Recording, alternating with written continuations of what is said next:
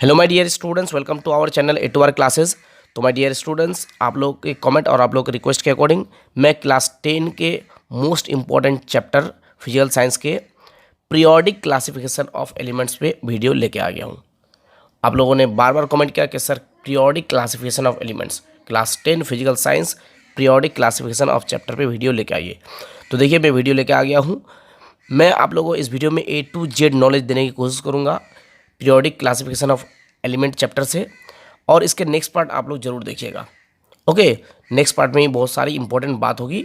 Okay, तो dear students, अगर आप लाइब्रेरी में जाएंगे तो आप देखेंगे कि फिजिक्स की किताब एक जगह मिलेगी, आपको केमिस्ट्री की किताब एक जगह मिलेगी, आपको मैथमेटिक्स की किताब एक जगह मिलेगी।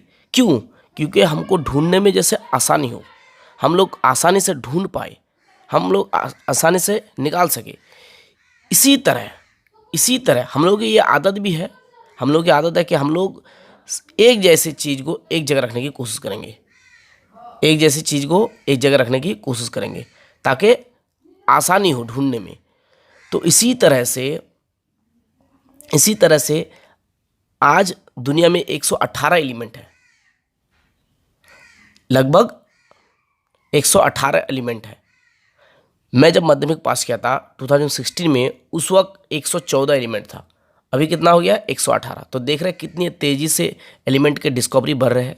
एलिमेंट्स और भी आएंगे बहुत सारी, ठीक है।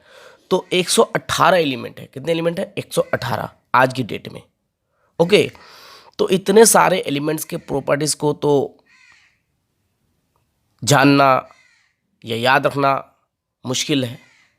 हम लोग तो 118 एलिमेंट के नाम नहीं याद रख सकते, तो उन 118 एलिमेंट्स के प्रॉपर्टी कैसे याद रख सकते हैं? समझ रहे हैं आप मैं क्या कह रहा हूँ? 118 एलिमेंट्स के नाम बोल पाएंगे आप? मुश्किल है। तो 118 एलिमेंट के नाम हमको याद नहीं हम लोग याद रख नहीं पाते हैं, तो 118 एलिमेंट की प्रॉपर्टीज़ को कैसे याद रखेंगे?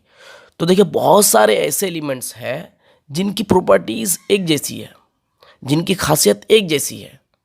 बहुत सारे ऐसे एलिमेंट्स हैं जैसे lithium, sodium, potassium, rubidium, caesium, इनकी प्रॉपर्टीज एक जैसी है। जैसे beryllium, magnesium, calcium, beryllium, magnesium, calcium, strontium, इनकी प्रॉपर्टीज एक जैसी है।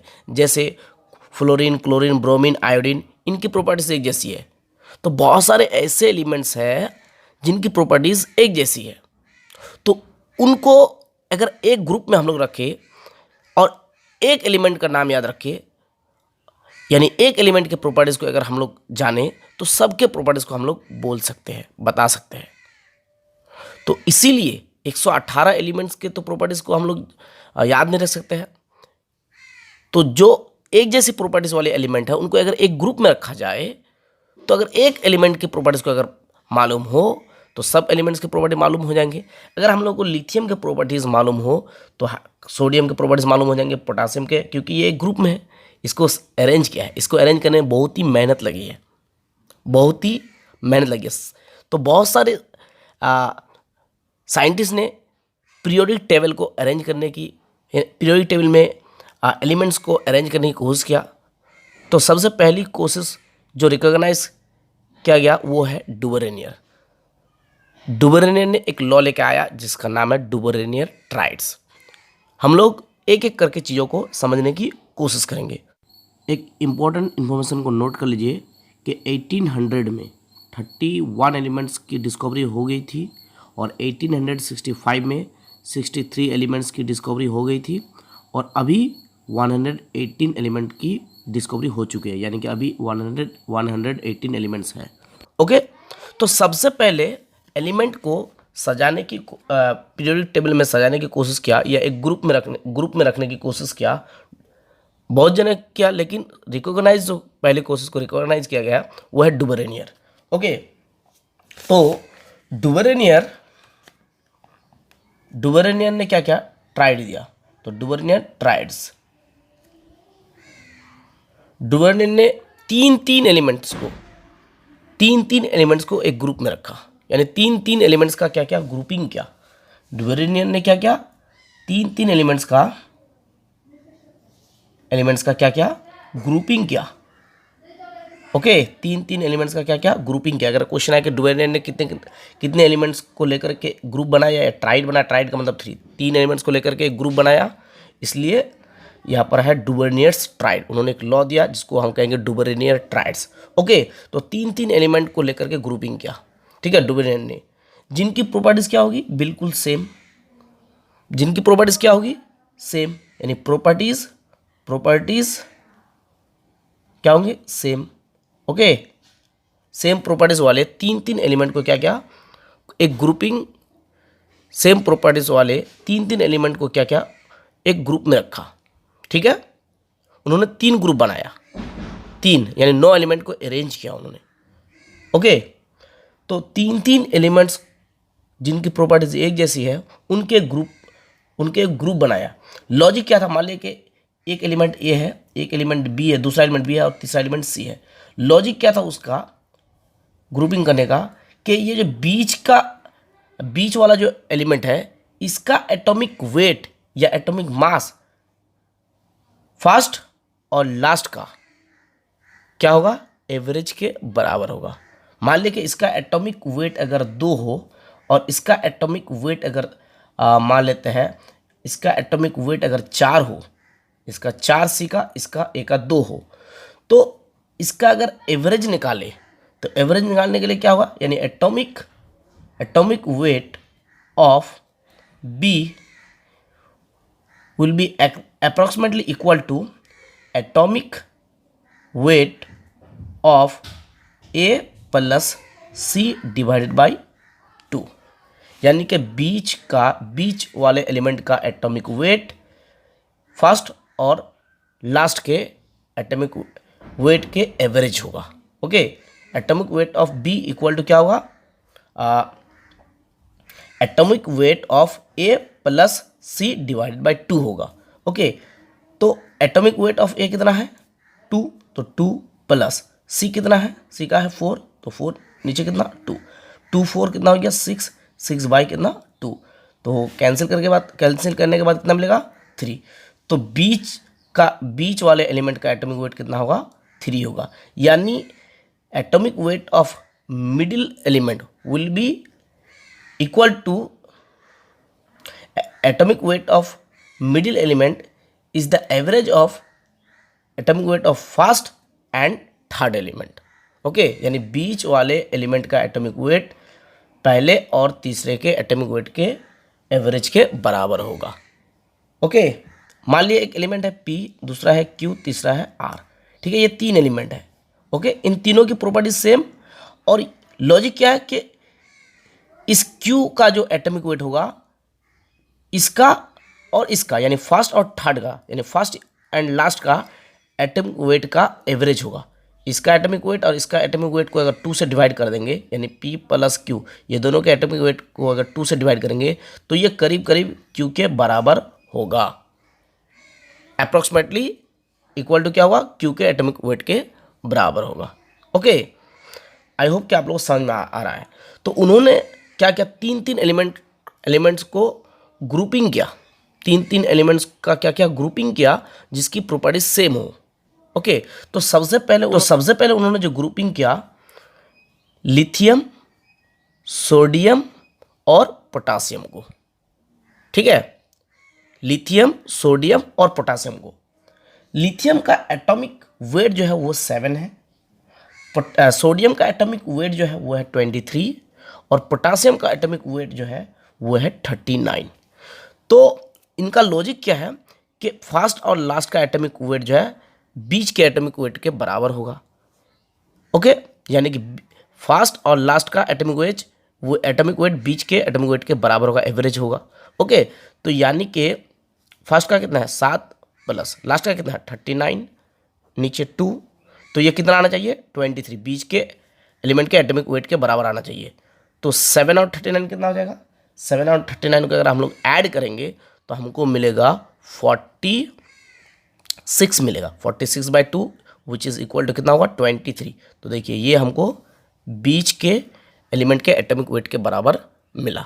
तो अब आप लोगों को समझ में आ गया होगा कि इसका लॉजिक क्या है, यानी कि डुवेरियर्स ट्राइड के लॉजिक क्या है। तो अगर एग्जाम में डुवेरियर ट्राइड्स क्या है तो आपको लिखना है अगर एक सा प्रॉपर्टीज रखने वाले 3 एलिमेंट्स को उनके बढ़ते हुए एटॉमिक वेट के लिहाज से अगर सजाया जाए तो बीच वाले एलिमेंट का एटॉमिक वेट फर्स्ट और लास्ट वाले एलिमेंट के एटॉमिक वेट के एवरेज होगा या एवरेज के बराबर होगा, करीब करीब। ओके, ये हुआ डुवेरनियर ट्राइड क्यों? क्योंकि 3 एलिमेंट का ग्रुपिंग किया, इसलिए 3 का मतलब होता है ट्राइड, यानी ट्राइड का मतलब होता है 3, इसलिए इसको बोला गया डुवेरनियर्स ट्राइड। तो अगर पूछा जाए डुवेरनियर्स ट्राइड क्या है, या law of tried, state law of tried या डुवेरनियर्स लॉ ऑफ ट्राइड, तो आप लोगों को लिखना है अगर एक सा प्रॉपर्टीज रखने वाले 3 अनासर को उनके बढ़ते हुए एटॉमिक वेट के लिहाज से सजाया जाए तो बीच वाले अनासर के एटॉमिक वेट फर्स्ट और लास्ट के एटॉमिक वेट के एवरेज के बराबर होगा।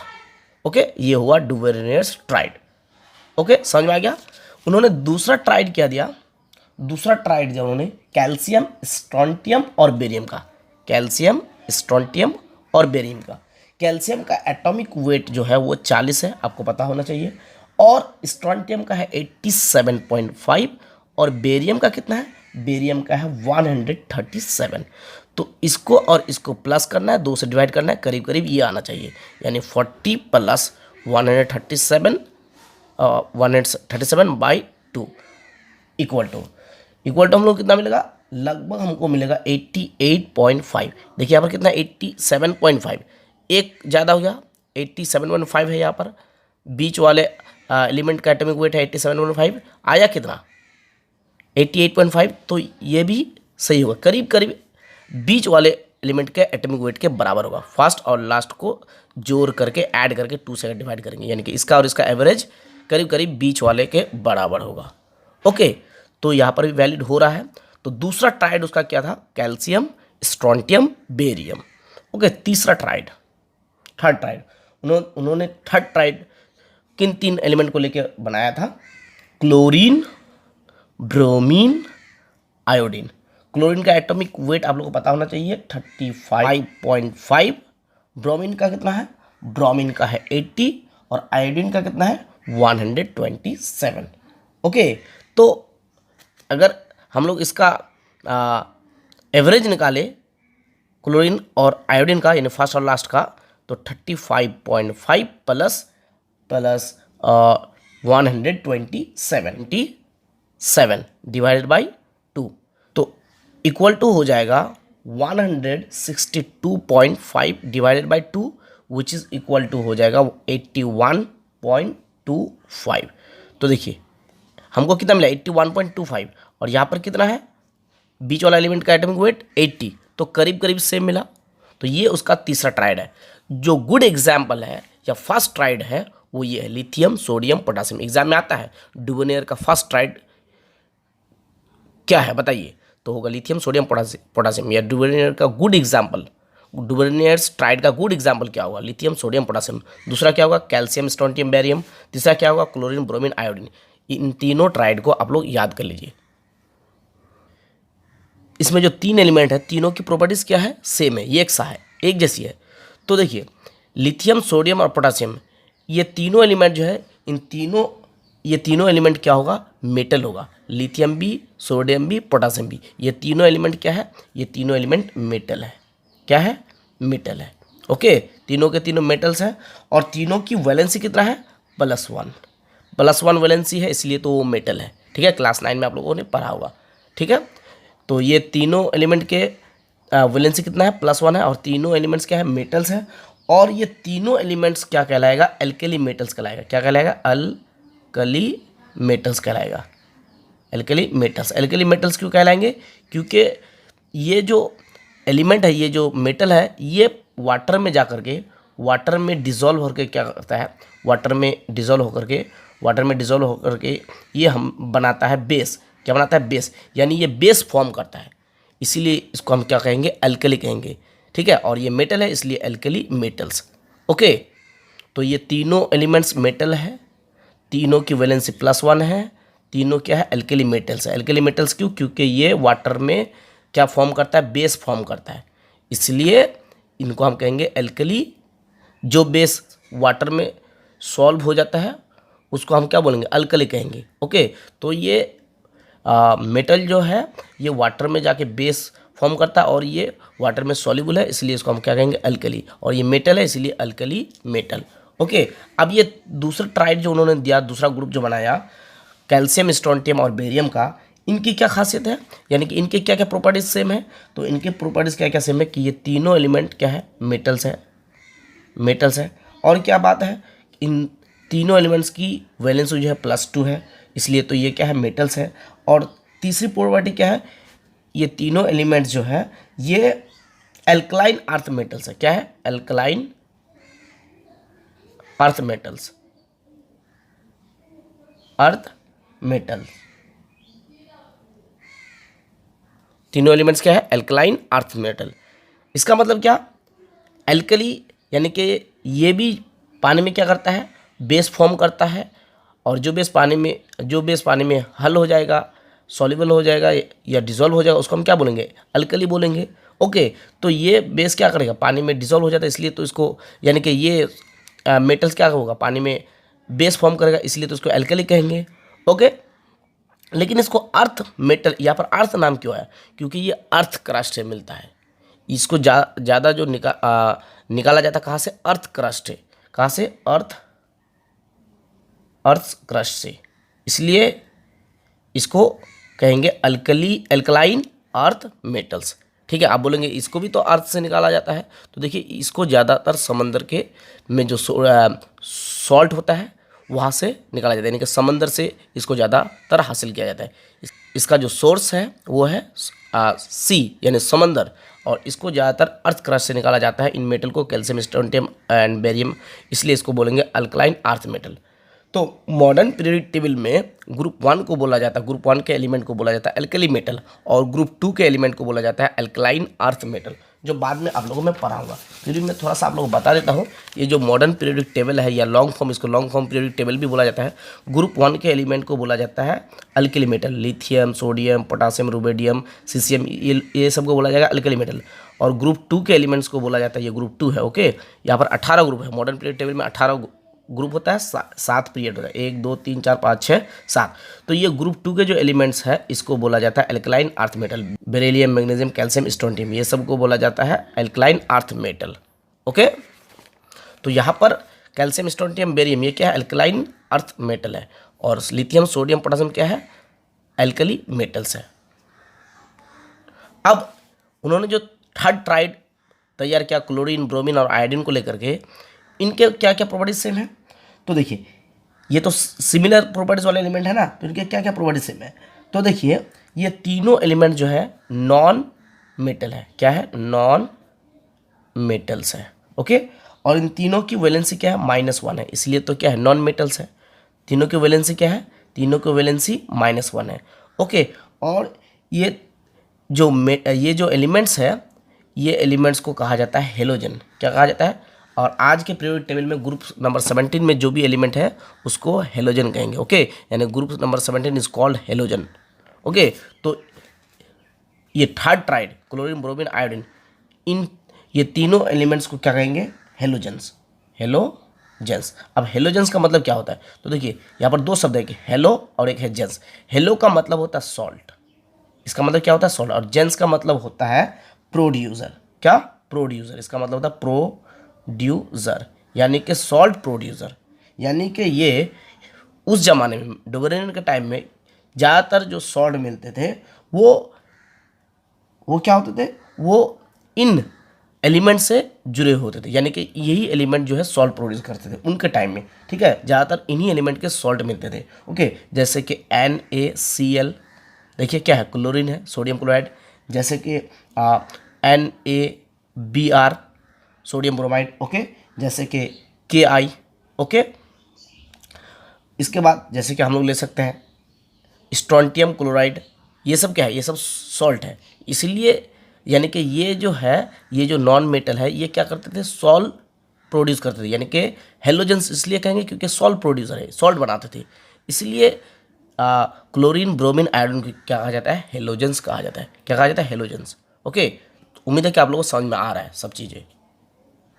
तो देखिए डुबरेनियस ट्राइड क्या हो गया, ये फेल हो गया क्योंकि इनके टाइम में लगभग 31 एलिमेंट्स डिस्कवर हुए थे।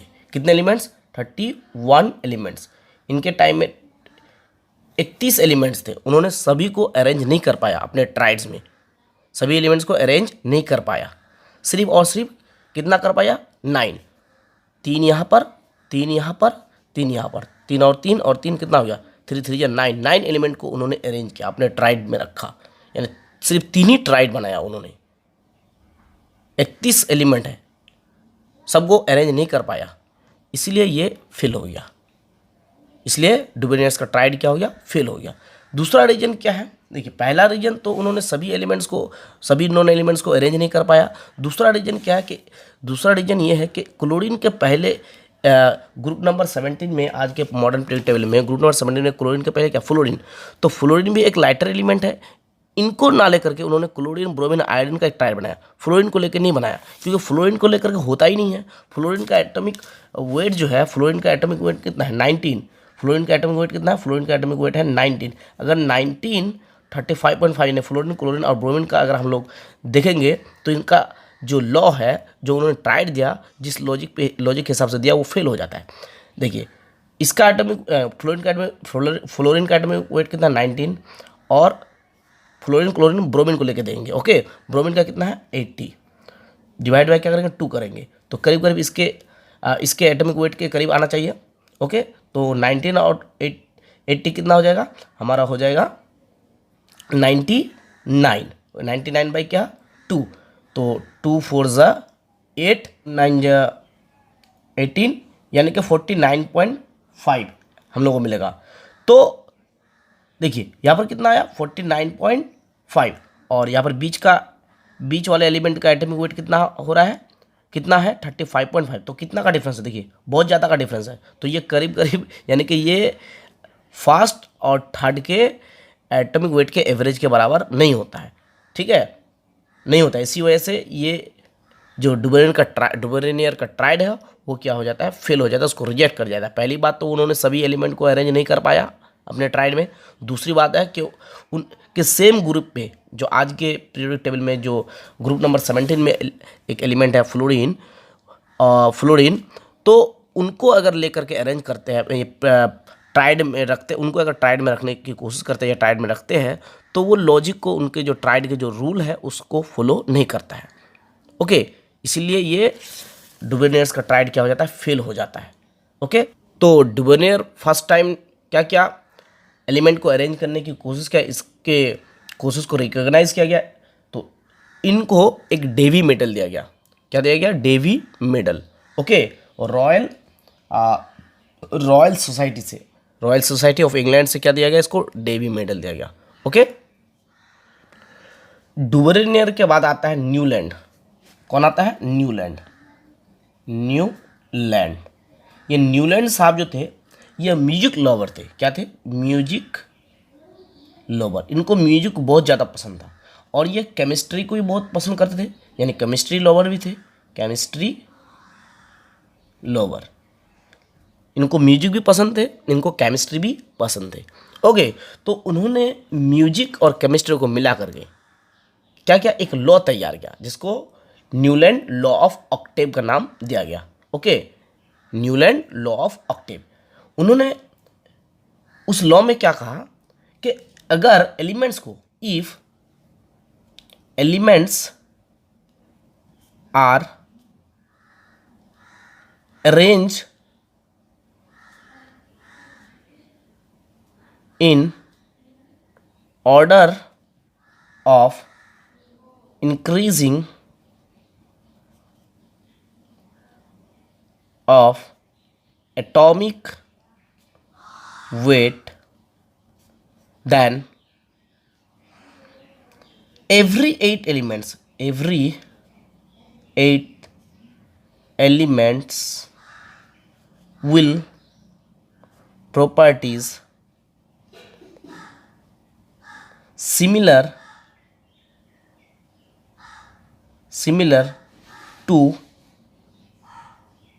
first element starting from anywhere,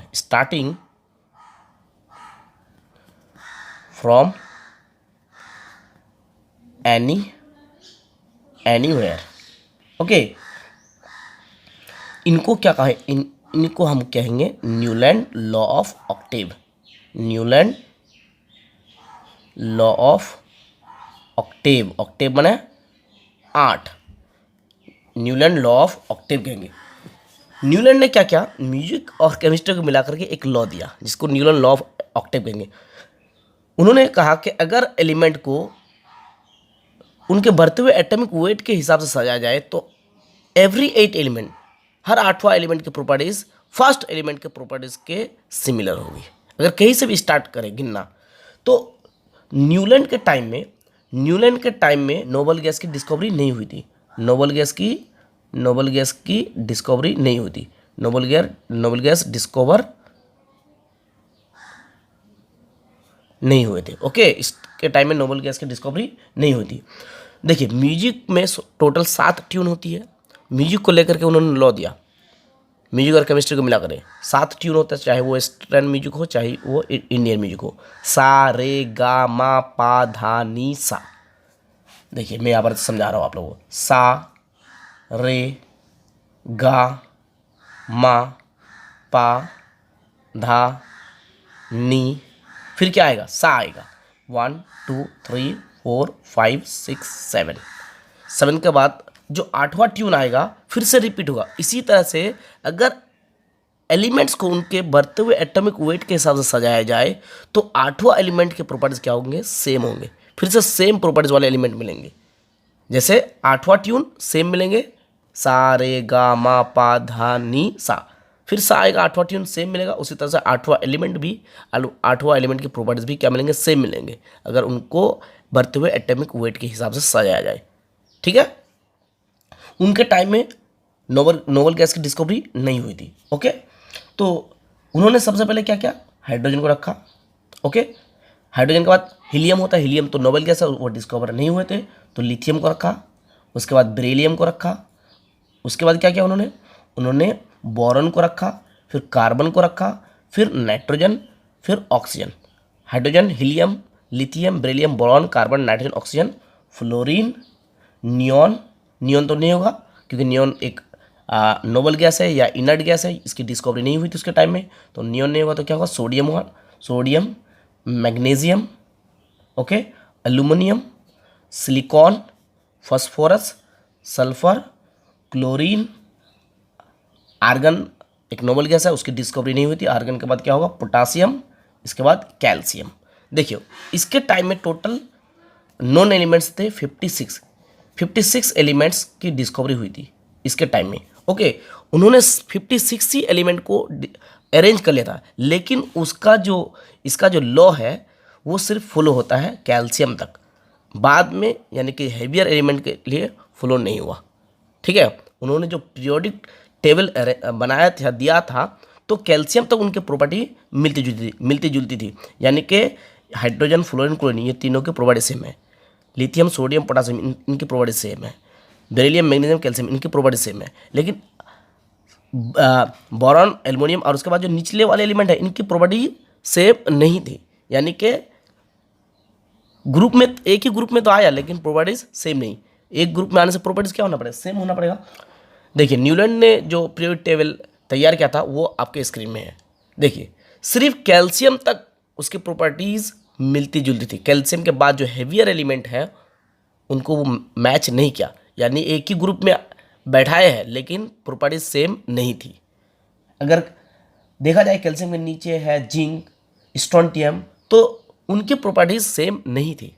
okay, मिलती जुलती नहीं थी। यानी कि ये सिर्फ लाइटर एलिमेंट के लिए ये लॉ फॉलो हुआ, ये लॉ ओबे किया लाइटर एलिमेंट के लिए। हेवियर एलिमेंट के लिए ये लॉ ओबे नहीं किया। ओके, यानी कि इसका लॉ फेल हो गया। ये जो लॉ ऑफ ऑक्टेव दिया ये फेल हो गया। ठीक है, सिर्फ कैल्शियम तक इसका लॉ वैलिड रहा, कैल्शियम तक ही रहा। कैल्शियम के बाद इसका लॉ फेल हो गया। ओके, एक जैसी प्रॉपर्टी वाले एलिमेंट एक ही ग्रुप में नहीं आया, डिफरेंट प्रॉपर्टीज वाले एलिमेंट एक ग्रुप में आ गया। उम्मीद है कि आपको समझ में आ रहा है। तो उन्होंने 56 एलिमेंट को अरेंज कर लिया था। इनकी ये अच्छी बात है, इनकी ये खासियत है, या उस बोल सकते हैं इनकी ये मेरिट है। लेकिन डिमेरिट क्या है कि सभी एलिमेंट एक जैसे प्रॉपर्टी वाले एक ही ग्रुप में रख नहीं पाया। डिसिमिलर प्रॉपर्टीज वाले एलिमेंट को एक ग्रुप में उन्होंने रख दिया। ये उनके क्या है, डिमेरिट है। तो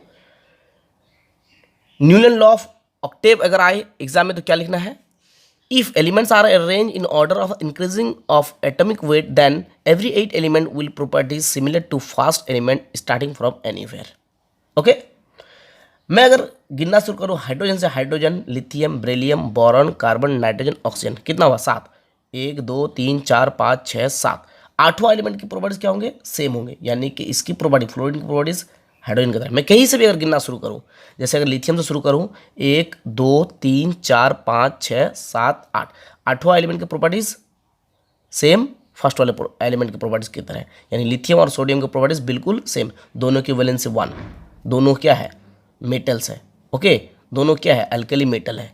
ओके, अच्छा मैं कहीं से भी अगर स्टार्ट करूँ, कार्बन से स्टार्ट करूँ, 1 2 3 4 5 6 7 8, आठवां एलिमेंट की प्रॉपर्टीज बिल्कुल सेम। यानी कार्बन और सिलिकॉन दोनों की प्रॉपर्टीज बिल्कुल सेम। दोनों क्या करते हैं, लंबे चेन बनाता है। ठीक है, अपने ही एटम से क्या करता है, जुड़ करके लंबे लंबे चेन बनाता है, कार्बन भी सिलिकॉन भी। ओके, अगर मैं ऑक्सीजन से अगर गिनना शुरू करूँ तो 1 2 3 4 5 6 7 8, ये आठवां एलिमेंट सल्फर मिला। ऑक्सीजन और सल्फर की प्रॉपर्टीज बिल्कुल सेम। तो इस हिसाब से उन्होंने लॉ दिया कि अगर इंक्रीजिंग ऑर्डर के हिसाब से, increasing order of atomic weight के हिसाब से एलिमेंट को अरेंज किया जाए तो आठवां एलिमेंट की प्रॉपर्टीज फर्स्ट वाले एलिमेंट के प्रॉपर्टीज के तरह मिलेगी हम लोगों को। ओके, लेकिन उसके टाइम पे नोबल गैस की डिस्कवरी नहीं हुई थी। लेकिन जब नोबल गैस की डिस्कवरी हुई तो आठवां एलिमेंट नहीं, नौवां एलिमेंट यानी कि हाइड्रोजन के बाद कौन होंगे, हीलियम होंगे। हाइड्रोजन, हीलियम, ये नोबल गैस है। Helium, lithium, beryllium, boron, carbon, nitrogen, oxygen, fluorine, neon, noble gas है। नियॉन की डिस्कवर हो गई। डिस्कवरी होने के बाद neon, sodium, magnesium, aluminium, silicon, phosphorus, sulphur, chlorine, argon. जब ये आर्गन क्या है, नोबल गैस है। इनकी डिस्कवरी जब हो गई तो देखा गया आठवां एलिमेंट की प्रॉपर्टीज पहले वाले एलिमेंट की प्रॉपर्टीज की तरह नहीं मिलती है, नौवां एलिमेंट के मिलते हैं। अगर हाइड्रोजन से गिनना शुरू करेंगे, 1 2 3 4 5 6 7 8 9, तो आठवां एलिमेंट की प्रॉपर्टीज सेम नहीं मिलती है, नौवां एलिमेंट की प्रॉपर्टीज सेम मिलती है। जब डिस्कवर क्या हो गए, नोबल गैस या इनर्ट गैस, तो देखा जाता है कि आठवां एलिमेंट के प्रॉपर्टीज बिल्कुल फर्स्ट वाले एलिमेंट के प्रॉपर्टीज की तरह नहीं मिलती है, नौवां एलिमेंट के प्रॉपर्टीज फर्स्ट वाले एलिमेंट के प्रॉपर्टीज के तरह मिलती है। जैसे बेरिलियम से स्टार्ट करेंगे तो 1 2 3 4 5 6 7 8 9, देखिए बेरिलियम की प्रॉपर्टीज मैग्नीशियम की प्रॉपर्टीज की तरह बिल्कुल सेम है। लेकिन आठवां एलिमेंट नहीं, नौवां एलिमेंट के बाद रिपीटेशन हमको मिलते हैं। उम्मीद है कि आप लोगों को समझ में आ रहा है। तो इनके मेरिट्स क्या थे, इनके मेरिट्स 1 नंबर। इनके मेरिट्स क्या क्या क्या थे कि first time element are arranged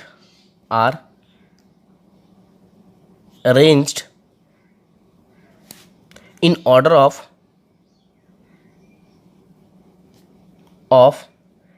atomic in order of increasing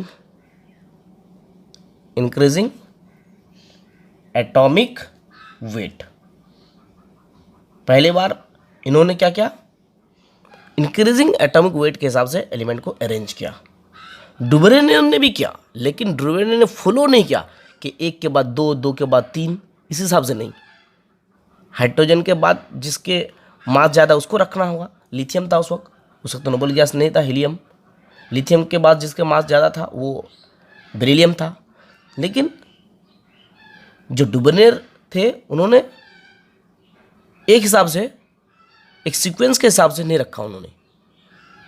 उन्होंने कम मास वाले, फिर उसके बाद बहुत ज़्यादा वाला मास वाले, फिर उसके बाद बहुत ज़्यादा मास वाले 3 एलिमेंट के एक ग्रुपिंग किया, बढ़ते हुए हिसाब से क्या। लेकिन बीच बीच में बहुत ज़्यादा गैपिंग हो गया, किसका, एटॉमिक मास का या एटॉमिक वेट का। लेकिन यहाँ पर कोई गैपिंग नहीं था, क्योंकि गैपिंग आप लोगों को यहाँ पर मिल रहा है, लेकिन इस वक्त ये तो डिस्कवर नहीं हुआ था ना। हीलियम डिस्कवर नहीं हुआ था, नियॉन नहीं हुआ था, आर्गन नहीं हुआ था, ये तो नोबल गैस है, उस वक्त डिस्कवर नहीं हुआ था। तो उन्होंने भरते हुए हिसाब से सही अरेंज किया था, और डुबरेन ने सही अरेंज भरते हुए हिसाब से नहीं किया था। भरते हुए हिसाब से क्या था, उन्होंने लिथियम, सोडियम और पोटासियम को अरेंज किया था। तो लिथियम का 7 था, सोडियम का 23 एटॉमिक वेट, और पोटासियम का कितना 39। तो देखिए 7 के बाद कितना 23 के बाद कितना 39। भरते हुए हिसाब से क्या, लेकिन बहुत ज़्यादा गैपिंग आ रहा है, गैपिंग हो रहा है एटॉमिक वेट का, ठीक है। तो हम कह सकते हैं first time elements are arrange in order of increasing atomic weight. तो इन्होंने इंक्रीजिंग एटॉमिक वेट के हिसाब से जब एलिमेंट को अरेंज किया तो उन्होंने एक रिलेशन दे दिया। क्या दिया, रिलेशन दे दिया, रिलेशन दिया उन्होंने, एटॉमिक वेट और प्रॉपर्टीज का एक रिलेशन दे दिया। यानी atomic wait, increasing order of atomic weight के हिसाब से सजाने से हमको एक सा प्रॉपर्टीज वाले एलिमेंट फिर से नजर आते हैं। तो एटॉमिक वेट और प्रॉपर्टीज के बीच में उन्होंने एक क्या दिया, रिलेशन दे दिया। ओके, दूसरी प्रॉपर्टी इनकी या दूसरी मेरिट, ये मेरिट है, क्या है, मेरिट है। ओके, किसके, न्यूलैंड लॉ ऑफ ऑक्टेव के या न्यूलैंड के पीरियोडिक टेबल के। Okay, lighter elements, lighter elements like lithium, sodium, potassium, and beryllium, magnesium, and calcium were grouped together. उन्होंने लाइटर एलिमेंट को एक साथ ग्रुप किया। उन्होंने क्या किया, लाइटर एलिमेंट को एक साथ ग्रुप किया। जैसे लिथियम, सोडियम, पोटासियम, ये तीनों लाइटर एलिमेंट है, ये भी लाइटर एलिमेंट है। ओके, तीसरी मेरिट जो इसके है वो है, जो कि मोस्ट इम्पोर्टेंट है, और इससे दुनिया को एक नई डायरेक्शन मिल गई, एक नया रास्ता मिल गया, वो है पीरियोडिसिटी। पीरियोडिसिटी, इन्होंने पीरियोडिसिटी को डिस्कवर किया। पीरियोडिसिटी का मतलब क्या होता है, अगर एलिमेंट को अरेंज किया जाता है उनके एटॉमिक वेट के, बढ़ते हुए एटॉमिक वेट के हिसाब से, तो एक खास इंटरवल के बाद एक जैसे प्रॉपर्टीज वाले एलिमेंट फिर से नजर आते हैं। यही है पीरियोडिसिटी। एक जैसे प्रॉपर्टीज वाले फिर से नजर आते हैं, या फिर एक खास इंटरवल के बाद। तो रेगुलर प्रॉपर्टीज में रेगुलर इंक्रीज या रेगुलर डिक्रीज नजर आते हैं।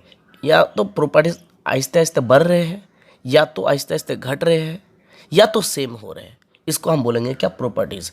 एक फिक्स इंटरवल के बाद अगर प्रॉपर्टीज, माने एक फिक्स इंटरवल के बाद प्रॉपर्टीज या तो रेगुलर इंक्रीज हो रहा है, या तो रेगुलर डिक्रीज हो रहा है, या तो सेम आ रहा है, यानी कि सेम हो रहा है, उनको हम क्या बोलेंगे, पीरियोडिसिटी। तो इन्होंने पीरियोडिसिटी की डिस्कवरी की, किसने, न्यूलैंड ने। ओके, और इनके मेरिट और एक क्या है कि उन्होंने 56 एलिमेंट को अरेंज कर लिया था। उनके टाइम के 56 एलिमेंट को, इन एलिमेंट्स को क्या कर दिया था, अरेंज कर लिया था। लेकिन उनका जो टेबल है सिर्फ कहाँ तक उनके लॉ को फॉलो किया, सिर्फ और सिर्फ कैल्शियम तक। ओके, यहाँ तक उनका लॉ ओबे किया। तो ये तो हो गया उनके मेरिट्स। अब पढ़ेंगे इनके डीमेरिट्स। इनके डीमेरिट्स क्या क्या थे, तो देखिए, एक नंबर, नोबेल गैस की discovery of noble gas, discovery of noble gas. Noble gas की जब डिस्कवरी हो गई तो देखा गया कि हर 8वां एलिमेंट के प्रॉपर्टीज फर्स्ट वाले एलिमेंट के प्रॉपर्टीज की तरह नहीं होती है, हर 9वां एलिमेंट के प्रॉपर्टीज फर्स्ट वाले एलिमेंट के प्रॉपर्टीज की तरह होती है। दूसरी इसके डिमेरिट क्या है कि discovery of heavier elements, discovery of heavier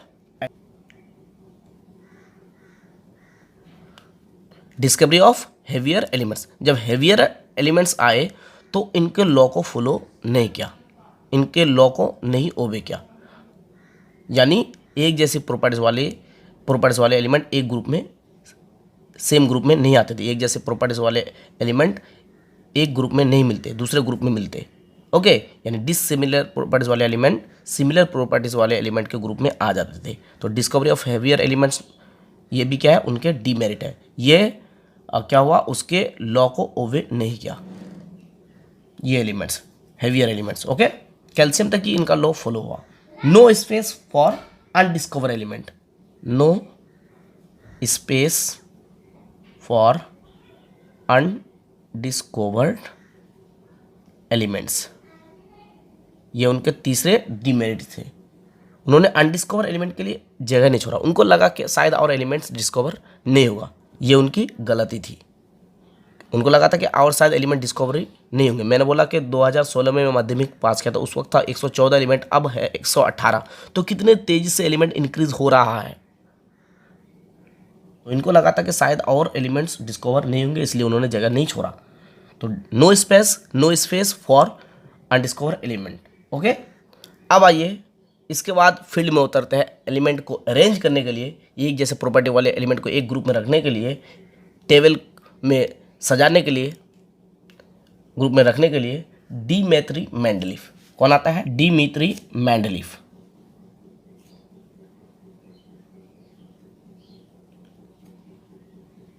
अब ये आते हैं एलिमेंट को अरेंज करने, एक जैसे प्रॉपर्टीज वाले एलिमेंट को एक ग्रुप में रखने के लिए।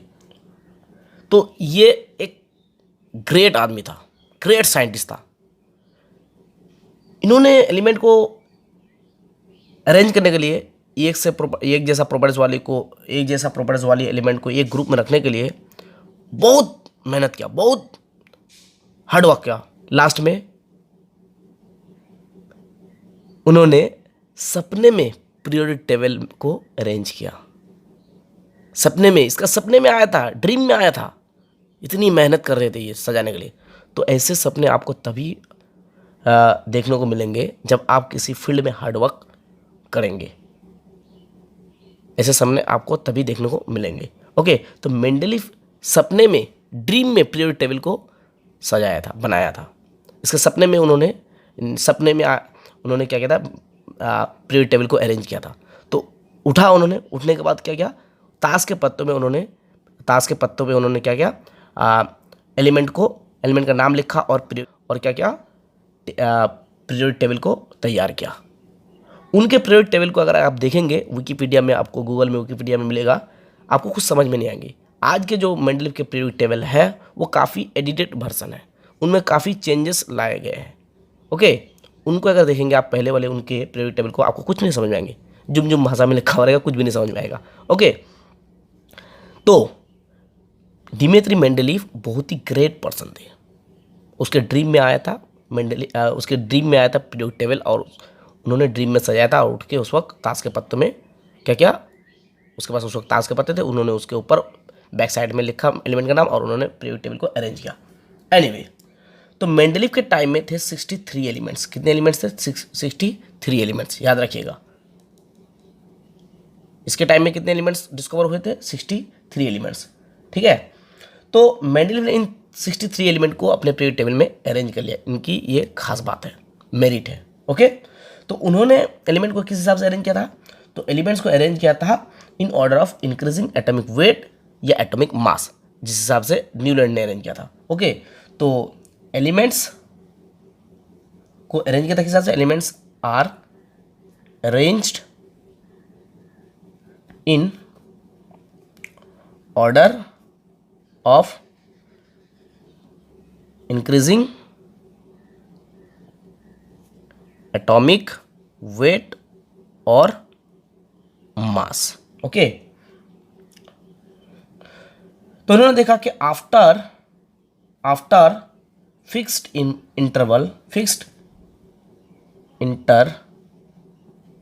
intervals we observe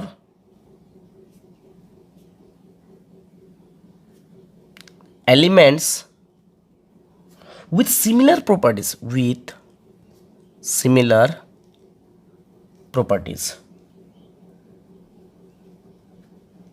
ओके, अगर एलिमेंट्स को बढ़ते हुए एटॉमिक वेट के साथ सजाया जाता है तो फिक्स इंटरवल के बाद हम लोग ऑब्जर्व करते हैं कि एक जैसी प्रॉपर्टीज वाले एलिमेंट फिर से क्या होता है? रिपीट होते हैं। ओके, इनको हम लोग बोलेंगे पीरियोडिक प्रॉपर्टीज। इनको हम क्या बोलेंगे? पीरियोडिक प्रॉपर्टीज यानी पीरियोडिसिटी। एलिमेंट्स की प्रॉपर्टीज में रेगुलर इंक्रीज होगी या रेगुलर डिक्रीज होगी या तो एलिमेंट की प्रॉपर्टीज सेम रहेगी। ओके, इनके टाइम में नोबल गैस डिस्कवरी नहीं हुआ था, यानी इनके टाइम में भी नोबल गैस की डिस्कवरी नहीं हुआ था, नोबल गैस की डिस्कवरी नहीं हुई थी, नोबल गैस की डिस्कवरी नहीं हुई थी। ओके, मेंडेलिफ के टाइम में भी नोबल गैस की डिस्कवरी नहीं हुई थी। इन्होंने एक लॉ दिया, इन्होंने क्या क्या एक लॉ दिया, ये लॉ बहुत ही ज़्यादा इंपॉर्टेंट है। लॉ क्या है मेंडेलिफ का? मेंडेलिव्स पीरियोडिक लॉ। इन्होंने लॉ क्या दिया? The physical and chemical properties of elements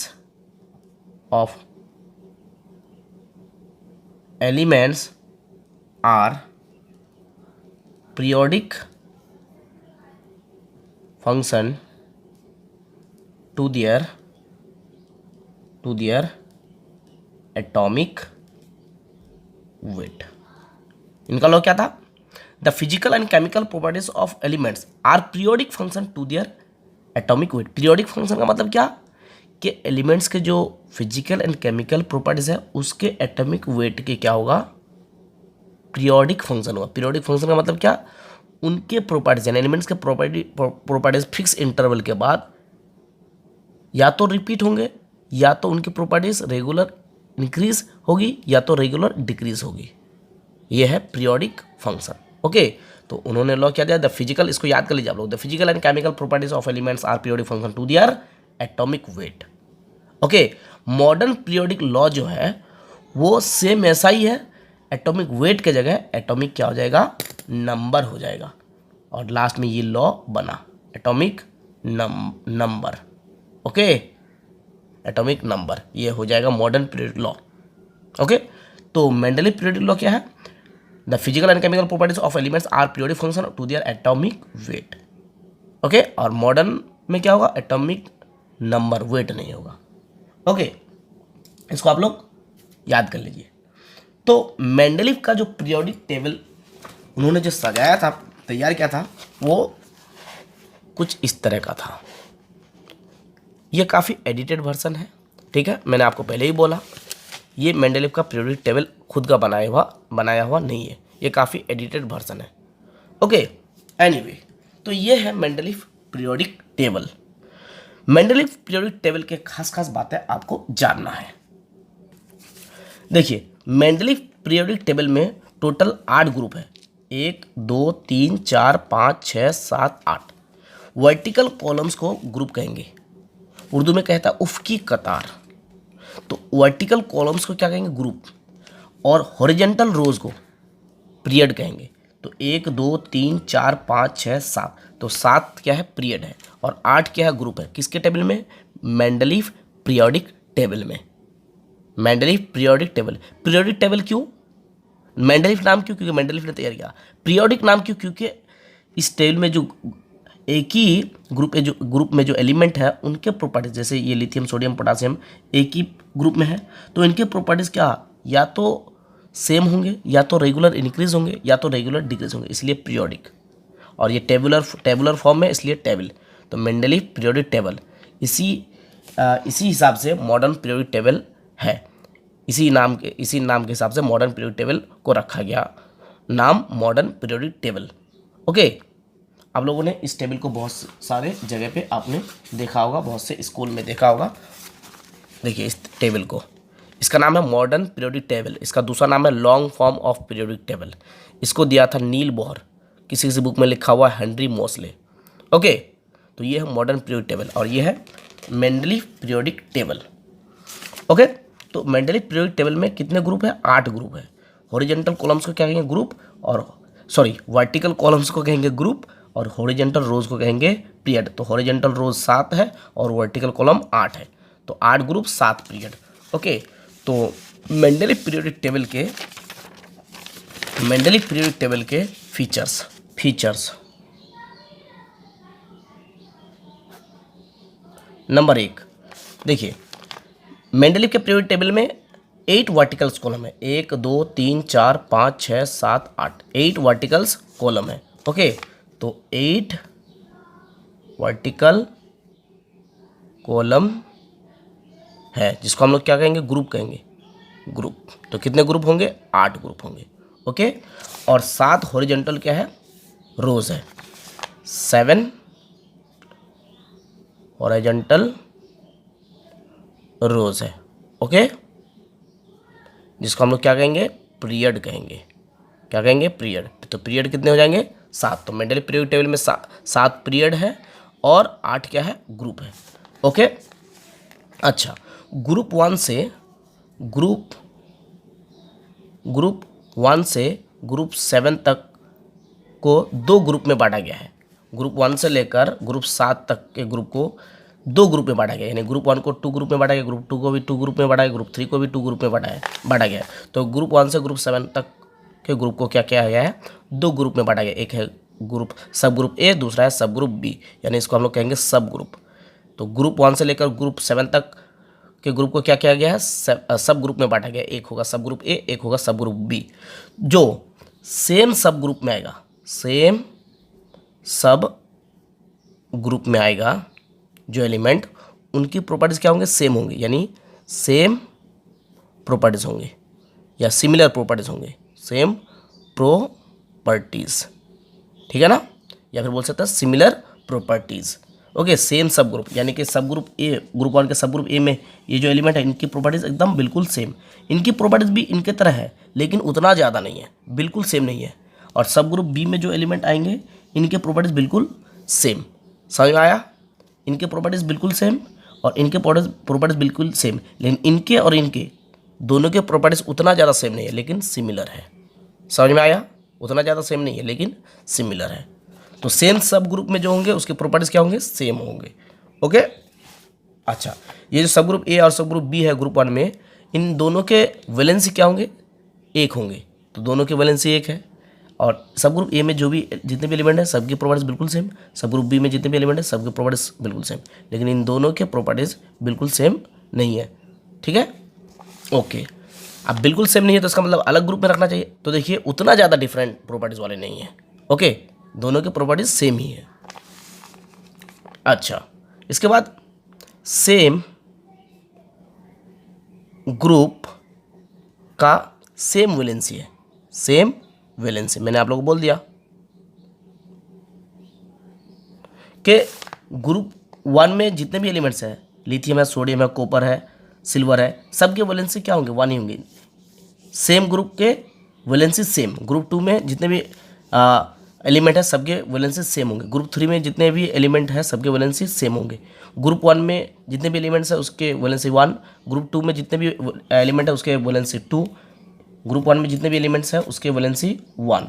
ठीक है ना, मेंडलीव ने बोला है 1। ठीक है ना, ग्रुप 2 में जितने भी एलिमेंट्स हैं सबकी वैलेंसी 2, ग्रुप 3 में जितने भी एलिमेंट है सबकी वैलेंसी 3, ग्रुप 4 में जितने भी एलिमेंट है सबकी वैलेंसी 4, ग्रुप 5 में जितने भी वैलेंसी ग्रुप 5 में जितने भी एलिमेंट्स हैं, ग्रुप 5 में जितने भी एलिमेंट्स हैं सबकी वैलेंसी 5 नहीं, सबकी वैलेंसी 8 में से 5 माइनस कीजिए, 8 में 5 माइनस करेंगे तो 3।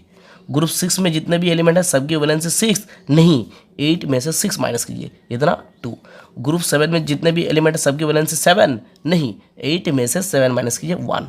ओके, और ग्रुप 8 के वैलेंसी, ग्रुप 8 के एलिमेंट के वैलेंसी के बारे में कोई इन्फॉर्मेशन मेंडलीव ने नहीं दी।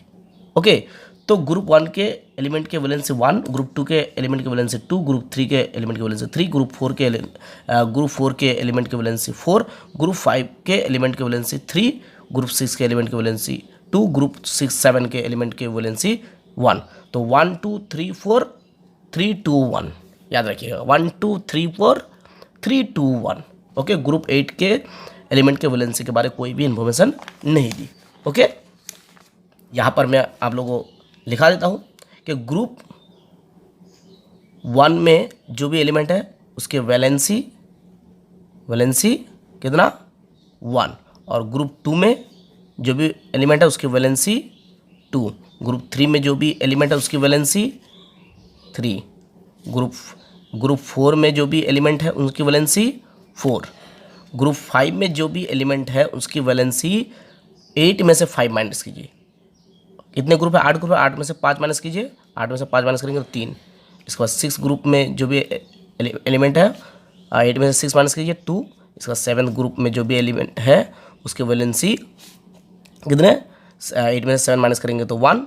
और 8 ग्रुप में जो भी एलिमेंट है उसकी वैलेंसी के बारे नो इन्फॉर्मेशन या नो आइडिया, नो आइडिया। समझ में आ गया? मेंडलीफ ने कहा कि अगर मेरे पीरियोडिक टेबल में लेफ्ट टू राइट मूव करेंगे तो आपको मेटल से नॉन मेटल मिलेंगे, यानी कि 4 number. While moving left to right in any period starting from metals and with non metal। अगर मेंडलीफ के पीरियोडिक टेबल में लेफ्ट टू राइट जाएंगे तो मेटल से स्टार्ट, लेफ्ट टू राइट जाएंगे तो पहले मेटल मिलेंगे उसके बाद नॉन मेटल मिलेंगे, यानी लेफ्ट टू राइट अगर हम लोग जाएंगे मूव करेंगे तो मेटल से नॉन मेटल की तरफ जाएंगे। और ये मॉडर्न पीरियोडिक टेबल में भी ऐसा ही है, ठीक है। लेफ्ट टू राइट जाएंगे तो मेटल से नॉन मेटल, और अप टू डाउन आएंगे तो नॉन मेटल से मेटल, नॉन मेटल से मेटल। ओके, अब आ जाइए मेंडलीफ पीरियोडिक टेबल के क्या मेरिट है।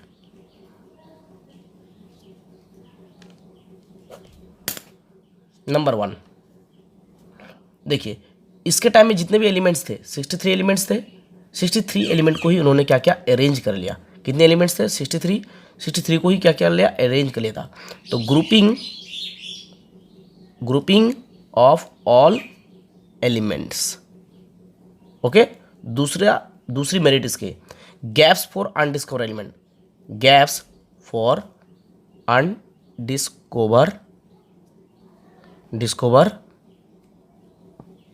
एलिमेंट्स। उन्होंने क्या किया था? अनडिस्कवर एलिमेंट के लिए जगह छोड़ रखा था। देखिए एल्यूमिनियम के नीचे जगह छोड़ के रखा है, सिलिकॉन के नीचे जगह छोड़ रखा है, देखिए जगह छोड़ रखा है उन्होंने। तो बहुत ही इंटेलिजेंट आदमी है, जीनियस आदमी है, जीनियस पर्सन, सल्यूट करता हूँ मैं, भाई बना लेता इसको। मेंडलीफ बहुत ही टैलेंटेड आदमी था। ओके, बहुत ही टैलेंटेड आदमी था। उन्होंने क्या किया था? अनडिस्कवर एलिमेंट के लिए गैप छोड़ के रखा था। और देखिए तीसरी मेरिट क्या है? प्रॉपर्टीज़ को उन्होंने प्रिडिक्ट कर दिया। अनडिस्कवर एलिमेंट की प्रॉपर्टीज़ प्रिडिक्ट कर दिया किसका? अनडिस्कवर एलिमेंट का, अनडिस्कवर्ड एलिमेंट का। जो एलिमेंट डिस्कवर नहीं हुए थे उन एलिमेंट के प्रॉपर्टीज को प्रिडिक्ट कर दिया, बता दिया। एल्यूमिनियम के नीचे जो जगह छोड़ रखा था उसका नाम दिया उन्होंने एक्का एल्यूमिनियम। एक्का माने सेम, ये एक संस्कृत लफ्ज है। तो एल्यूमिनियम के नीचे जो जगह छोड़ कर रखा था उसका नाम रखा उन्होंने एक्का एल्यूमिनियम। और एक्का एल्यूमिनियम की जगह बाद में एक एलिमेंट डिस्कवर हुआ जो जिसका नाम है गैलियम, वो आके यहाँ पर फिट हो गया। एलिमेंट को इधर उधर बगैर हटाए यहाँ पर आके फिट हो गया। तो इस गैलियम के प्रॉपर्टी बिल्कुल एक्का एल्यूमिनियम के प्रॉपर्टी के तरह ही थी जो उन्होंने प्रिडिक्ट किया था।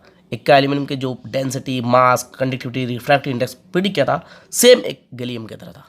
तो यहाँ पर आके वो फिट हो गया। इसका मतलब जो मेंडलीफ थे एक जीनियस, एक ग्रेट, एक बहुत ही टैलेंटेड आदमी थे। उन्होंने जो प्रॉपर्टीज़ को प्रिडिक्ट किया था एकदम हूबहू लगभग वही प्रॉपर्टीज़ गैलियम के थे। एक्का एल्यूमिनियम के जो भी प्रॉपर्टीज बताए थे वो बिल्कुल गैलियम के प्रॉपर्टीज़ के बिल्कुल सिमिलर थे।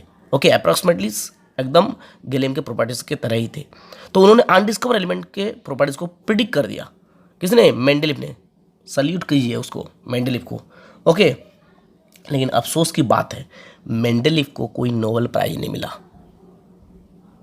लेकिन खुशी की बात है, बाद में बताऊंगा, खुशी की बात भी है।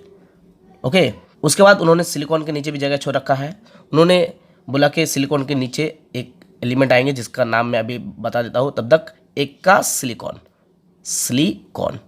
लेकिन बाद में एक एलिमेंट डिस्कवर हुआ जिसका नाम था जर्मेनियम। तो जर्मेनियम जब आए, डिस्कवर हुआ, तो उन्होंने एक्का सिलिकॉन के जो भी प्रॉपर्टीज प्रिडिक्ट किए थे वो सेम जर्मेनियम की तरह थे। मास, डेंसिटी, रिफ्रैक्टिव इंडेक्स, कंडक्टिविटी, सब लगभग अप्रोक्सीमेटली लगभग सेम थे जर्मेनियम की तरह। एक का सिलिकॉन की प्रॉपर्टीज जर्मेनियम की तरह मिलती जुलती, तो जर्मेनियम आके यहाँ पर फिट हो गए। यहाँ पर कौन फिट हो गए? यहाँ पर हो गए गैलियम, और यहाँ पर कौन हो गए? जर्मेनियम। कौन? जर्मेनियम। तो बहुत ही ग्रेट आदमी थे। ओके, तो गैलियम, जर्मेनियम, स्कैंडियम, ये एलिमेंट के प्रॉपर्टीज को उन्होंने प्रिडिक्ट कर दिया था। किसने? मेंडलीव ने। अगर एग्जाम में आए कि दो ऐसे एलिमेंट का नाम बताओ जिनकी प्रॉपर्टीज को मेंडलीव ने प्रिडिक्ट कर दिया था, तो गैलियम, जर्मेनियम, स्कैंडियम। ओके, ये हो जाएगा आपका आंसर। इसका 4 नंबर इसके मेरिट क्या है? Correction of atomic mass. Correction of atomic mass. Atomic mass, उन्होंने एटॉमिक मास को करेक्ट, एटॉमिक मास का क्या क्या करेक्शन किया। पहले लोग क्या मानते थे कि प्लैटिनियम जो है वो क्या है? वो भारी है। किससे? वो भारी है गोल्ड से। किससे? गोल्ड से, यानी AU से, सोना से भारी है प्लैटिनियम। लेकिन प्लैटिनियम जो है सोना से भारी नहीं है। जब उन्होंने प्रॉपर्टीज को एनालाइज किया, देखा कि प्लैटिनियम जो है सोना से भारी नहीं है, प्लैटिनियम सोना से क्या है? हल्का है। ये क्या है? सोना से हल्का है। पहले क्या सोचता था? प्लैटिनियम जो है वो भारी है। किससे? गोल्ड से। तो उन्होंने क्या किया? एटॉमिक मास का करेक्शन किया। देखिए, प्लैटिनियम को यहाँ रखा और गोल्ड को यहाँ रखा नीचे। समझ में आ रहा है? प्लैटिनियम को कहाँ रखा? ऊपर, और गोल्ड को कहाँ रखा? नीचे। मैं जो ये रेड पेन से लिखा हूँ ये ऊपर होगा, और ये ब्लू पेन वाला नीचे होगा। ठीक है, ब्लू पेन वाला देखिए यहाँ पर ऊपर हो गया, नीचे होगा। ओके, इसके बाद मेंडलीव पीरियोडिक टेबल के डीमेरिट्स पढ़ते हैं। डीमेरिट्स आइए डीमेरिट्स जान लेते हैं। 1 नंबर डीमेरिट्स है grouping of dissimilar element. Grouping of dissimilar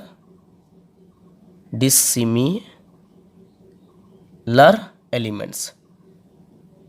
उन्होंने डिसिमिलर एलिमेंट्स को ग्रुप कर दिया, मैंने जिसकी प्रॉपर्टीज एक जैसा नहीं थे उनको एक साथ रख दिया। जैसे कॉपर, सिल्वर और गोल्ड। जैसे copper, silver, gold with sodium, potassium, lithium. Lithium, sodium, potassium. उन्होंने क्या क्या? Copper, silver, gold. देखिए, कॉपर, सिल्वर, गोल्ड, इसको रख दिया किसके साथ?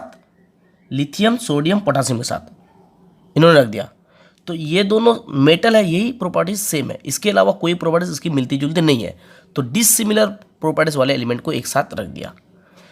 लिथियम, सोडियम, पोटासियम और कॉपर, सिल्वर, गोल्ड, ये मेटल्स है, ये प्रॉपर्टी सिमिलर है, इसके अलावा और कोई प्रॉपर्टी सिमिलर नहीं है। और दूसरी प्रॉपर्टी ये सिमिलर है कि ये लिथियम, सोडियम, पोटासियम और कॉपर, सिल्वर, गोल्ड के वैलेंसी 1 है। वैलेंसी 1 और मेटल है दोनों, ये प्रॉपर्टीज सेम है, इसके अलावा और कोई प्रॉपर्टीज सेम नहीं है। तो उन्होंने क्या किया? डिसिमिलर प्रॉपर्टीज को एक साथ रख दिया। कॉपर, सिल्वर, गोल्ड को लिथियम, सोडियम, पोटासियम के साथ रख दिया। ओके, इन्होंने और भी गलती की। उन्होंने क्या किया? सिमिलर प्रॉपर्टीज वाले एलिमेंट को सेपरेट कर दिया। सिमिलर प्रॉपर्टीज एलिमेंट को क्या किया? सेपरेट कर दिया। जैसे एग्जाम्पल क्या? जैसे गोल्ड को किसके साथ? गोल्ड और प्लैटिनियम जो है वो सिमिलर प्रॉपर्टीज वाले हैं। गोल्ड और प्लैटिनियम को क्या कर दिया? सेपरेट कर दिया। प्लैटिनियम को यहाँ रखा, गोल्ड को यहाँ रखा। प्लैटिनियम को ग्रुप 8 में और गोल्ड को ग्रुप 1 में रखा। तो ये सिमिलर प्रॉपर्टीज वाले एलिमेंट है, इनको अलग कर दिया। डिसिमिलर को एक साथ रख दिया, सिमिलर को अलग कर दिया। तीसरे इसके डीमेरिट क्या है? आइसोटॉप्स। आइसोटॉप को डिफरेंट पोजीशन मिलना चाहिए, क्योंकि इन्होंने increasing atomic mass, atomic weight के हिसाब से इन्होंने इस पीरियड टेबल को अरेंज किया। तो आइसोटॉप एक बहुत सारे ऐसे एलिमेंट है जिसके मुख्तलिफ एटम है, डिफरेंट एटम है, और उनके एटॉमिक नंबर तो सेम है लेकिन मास नंबर अलग है, जिसको हम लोग आइसोटॉप कहेंगे। तो isotopes should have different position, इनके हिसाब से क्या होना चाहिए कि आइसोटोप को डिफरेंट पोजीशन मिलना चाहिए, क्योंकि उन्होंने एटॉमिक मास बढ़ते हुए एटॉमिक मास के हिसाब से अरेंज किया।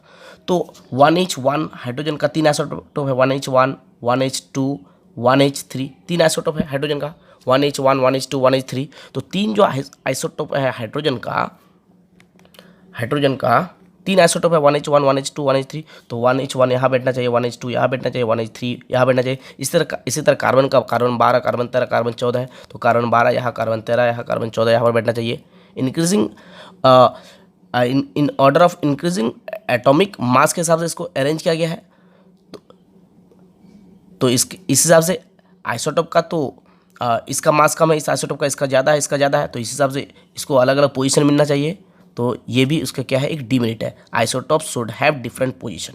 आइसोटोप को यहाँ पर उन्होंने आइसोटोप के बारे में कुछ बोला ही नहीं, उसके माइंड में था ही नहीं कि आइसोटोप भी होते हैं। ओके, कोई बात नहीं, गलती हो सकती है, ये उनकी क्या थी, डिमेरिट थी। इसके अलावा पोजीशन ऑफ हाइड्रोजन, 4 नंबर यहाँ पे लिखता हूँ, पोजीशन ऑफ हाइड्रोजन को सही मकाम नहीं मिला। हाइड्रोजन को सही मकाम नहीं मिला। देखिए हाइड्रोजन क्या है, ग्रुप 1 में है, लिथियम के साथ, सोडियम के साथ, पोटासियम के साथ। Lithium, sodium, potassium, copper, rubidium, silver, gold, caesium, ये सब क्या है, ये सब मेटल है। हाइड्रोजन सिर्फ क्या है, हाइड्रोजन सिर्फ नॉन मेटल है, तो नॉन मेटल को मेटल के साथ रख दिया, तो पोजीशन ऑफ हाइड्रोजन क्या है, गलत है। ये गलती अभी भी नहीं सही हुई है। सॉलिड कीजिए किसको, मेंडलीफ को। ये गलती अभी तक भी इस गलती को सुधार नहीं पाए, इस गलती को अभी तक भी सुधार नहीं पाए। देखिए मॉडर्न पीरियोडिक टेबल में भी hydrogen lithium, sodium, potassium, rubidium, caesium के साथ है हाइड्रोजन। देखिए इस गलती को अभी भी नहीं सुधार कर पाए, तो इसलिए मेंडलीफ को क्या कीजिए, सॉल्यूट कीजिए। ओके, तो पोजीशन ऑफ हाइड्रोजन ये क्या होगा, डिमेरिट होगा। ओके, डिमेरिट में आ जाएंगे। इसके अलावा एनामलस पेयर, यहाँ लिखता हूँ एनामोलस पेयर, ये 5वें उसके डिमेरिट है। एनामोलस पेयर क्या, उन्होंने कोबाल्ट और निकल को उन्होंने क्या किया, कोबाल्ट को उन्होंने पहले रखा, निकल को उन्होंने क्या किया, बाद में रखा। लेकिन कोबाल्ट जो है निकल से क्या होता है, भारी होता है। कोबाल्ट इज हेवियर देन निकल, कोबाल्ट निकल से भारी होता है, तो निकल से भारी होता है, तो इसका मतलब निकल को पहले रखना है, कोबाल्ट को बाद में रखना है। तो उन्होंने कोबाल्ट को पहले रखा, निकल को बाद में रखा। पहले निकल होना चाहिए, उसके बाद कोबाल्ट होना चाहिए। ओके, कोबाल्ट भारी होता है निकल से, तो भारी वाला लास्ट में होगा ना, तो भारी वाला को पहले रख दिया, ये एनामोलस पेयर। ओके, इसके अलावा उन्होंने आयोडीन को बाद में रखा, टेलोरियम को पहले रखा, जबकि टेलोरियम का मास ज़्यादा है, आयोडीन का मास कम है, तो आयोडीन को पहले रखना चाहिए, टेलोरियम को बाद में रखना चाहिए। ये हो गया उसका क्या, एनामलस पेयर, जैसे कोबाल्ट और निकल और टेलोरियम और आयोडीन। ओके, टेलोरियम और आयोडीन लिख लीजिएगा। ओके, तो मेंडलीफ के मेरिट को जब देखते हैं तो लगता है कि नहीं, बहुत ही ग्रेट आदमी है, ग्रेट पर्सन है, तो इसलिए इसको सल्यूट कीजिए। ओके, लेकिन मेंडलीफ के मेरिट को जब देखते हैं तो लगता है कि इसको कुछ देना चाहिए, नोबेल प्राइज़ मिलना चाहिए। तो इनको तो नोबेल प्राइज़ नहीं मिला, लेकिन इसके नाम से एटॉमिक नंबर एक एलिमेंट है जिसका एटॉमिक नंबर 101 है, इसके नाम पर वो एलिमेंट रख दिया, उस एलिमेंट का नाम रख दिया मेंडेलिवियम, जिसका एटॉमिक नंबर 101 है। इस एलिमेंट का नाम क्या रख दिया गया है, मेंडेलिवियम। इसको कोई नोबेल प्राइज़ नहीं मिला, लेकिन एक एलिमेंट जिसका एटॉमिक नंबर है 101, इस एलिमेंट का नाम क्या रख दिया गया है, मेंडेलिवियम। तो ये नोबेल प्राइज़ भी बरकरार है, जब तक ये दुनिया कायम रहेगी तब तक उसका नाम जिंदा रहेगा। अब एक बात ध्यान से सुनिए कि मेंडलीफ के टाइम में नोबेल गैस की डिस्कवरी नहीं हुई थी, न्यूलैंड के टाइम में भी नहीं हुई थी, डुवरनियर के टाइम में भी नहीं हुई थी। लेकिन जब नोबेल गैस की डिस्कवरी हुई, यानी हीलियम, नियॉन, आर्गन, क्रिप्टन, ये सब आया, तो मेंडलीफ के पीरियोडिक टेबल में कहाँ पे रखा गया था, तो मेंडलीफ के पीरियोडिक टेबल में एक ग्रुप बढ़ा दिया गया, ग्रुप 9 कर दिया गया। ग्रुप 9 में नोबेल गैस को यानी इनर्ट गैस को रखा गया था। ओके, अगर आपका क्वेश्चन आए कि जब नोबेल गैस की डिस्कवरी हो गई तो मेंडलीफ के पीरियोडिक टेबल में नोबेल गैस को कहाँ पे रखा गया, कहाँ पर जगह दी गई, तो ग्रुप नंबर 9 में, जिसको जीरो ग्रुप भी कहते हैं, क्योंकि नोबेल गैस की वैलेंसी 0 है, इसलिए उसको जीरो ग्रुप भी कहेंगे। तो मेंडलीफ के पीरियोडिक टेबल में ग्रुप 9 को जीरो ग्रुप कहा जाता है, क्योंकि उसमें रखा गया है नोबेल गैस और जिसकी वैलेंसी 0 है, इसलिए उसको जीरो ग्रुप कहते हैं। और मॉडर्न पीरियोडिक टेबल में नोबल गैस को रखा गया है ग्रुप नंबर 18 में। मॉडर्न पीरियड टेबल में 7 पीरियड है, 18 ग्रुप है। ग्रुप 18 में नोबल गैस को रखा गया है। ग्रुप 18 को कहेंगे जीरो ग्रुप, क्योंकि उसमें नोबल गैस को रखा गया है जिसकी वैलेंसी जीरो है, इसलिए उसको कहेंगे जीरो ग्रुप। तो मेंडलीफ के पीरियड टेबल में ग्रुप 9 को कहेंगे जीरो ग्रुप, और मॉडर्न पीरियड टेबल या लॉन्ग फॉर्म पीरियड टेबल में ग्रुप 18 को कहेंगे जीरो ग्रुप। तो अगर पूछा जाए कि मेंडलीफ के पीरियड टेबल में कितने ग्रुप और कितने पीरियड है, तो ग्रुप 8 है, पीरियड 7 है, 9 ग्रुप ही नहीं बोली। जब नोबल गैस की डिस्कवरी हुई तब मेंडलीफ के पीरियड टेबल में 9 ग्रुप बनाया गया, वो मेंडलीफ ने नहीं बनाया था। ओके, तो thank you so much, wish you all the best.